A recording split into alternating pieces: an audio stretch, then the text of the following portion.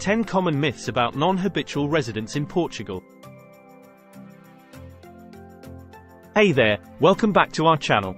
In today's video, we're going to debunk 10 common myths about non-habitual residents in Portugal. The non-habitual resident (NHR) tax regime has been a popular choice for individuals looking to live or return to Portugal. However, there are many misconceptions surrounding this topic. So, let's dive in and set the record straight.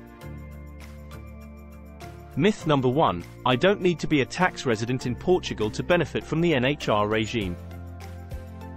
False.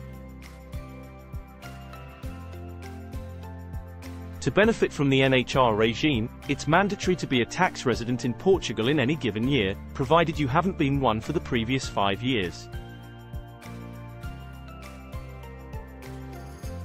Myth number 2. I can register as an NHR at any time of the year. Imprecise. You can obtain non-habitual resident status until the 31st of March of the year following the year you became a tax resident in Portugal.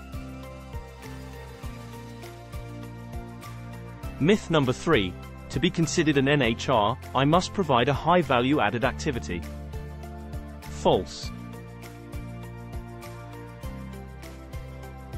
The only requirements to benefit from the non-habitual resident regime are being over 18 years old, having tax residence in Portugal, and not being a tax resident in Portugal in any of the previous 5 years.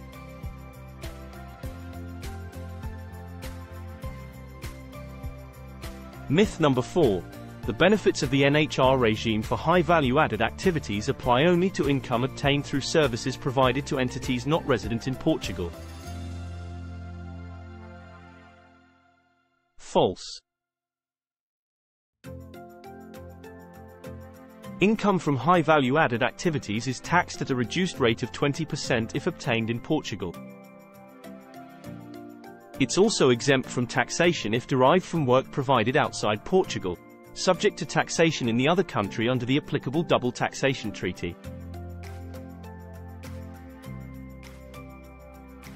Myth number 5. As an NHR, I am entirely exempt from taxation in Portugal. False. This special tax regime offers exemptions on specific income and under certain conditions. For example, pension income earned abroad was previously exempt but is now taxed at a rate of 10% in Portugal since the beginning of 2020. Myth number 6. With the NHR status, I do not have to declare any income in Portugal or fulfill any tax or reporting obligations. False. Non-habitual residents are tax residents in Portugal, so they must declare all income earned both in Portugal and abroad, even if it's exempt from taxation. They also need to provide information about their bank accounts abroad. Myth number 7. The NHR status will influence the status of my residence permit. False. The non-habitual resident regime is a special tax regime and does not impact obtaining a residence permit in Portugal. Myth number 8. Only non-Portuguese citizens can benefit from NHR status. False. Portuguese citizens can also benefit from the non-habitual resident status if they meet the mandatory requirements. For instance, a Portuguese citizen who returns to Portugal after being a tax resident in another country for the last 5 years can benefit from NHR status. Myth number 9. I will lose my NHR status if I apply for Portuguese citizenship. False.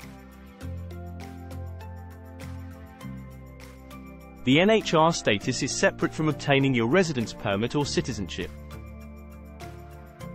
As a tax resident, you can register as an NHR for 10 years and still apply for citizenship after residing in Portugal for 5 years. Myth number 10. Having NHR status is always more beneficial than not having it. True. There is no situation where having non-habitual resident status is less beneficial than not having it. And that wraps up our video on the 10 common myths about non-habitual residents in Portugal. We hope we've cleared up any confusion surrounding this topic. If you have any more questions, please leave them in the comments below. Don't forget to like this video, subscribe to our channel, and hit the notification bell to stay updated on all our latest content. Stay tuned for our next video, and have a fantastic day.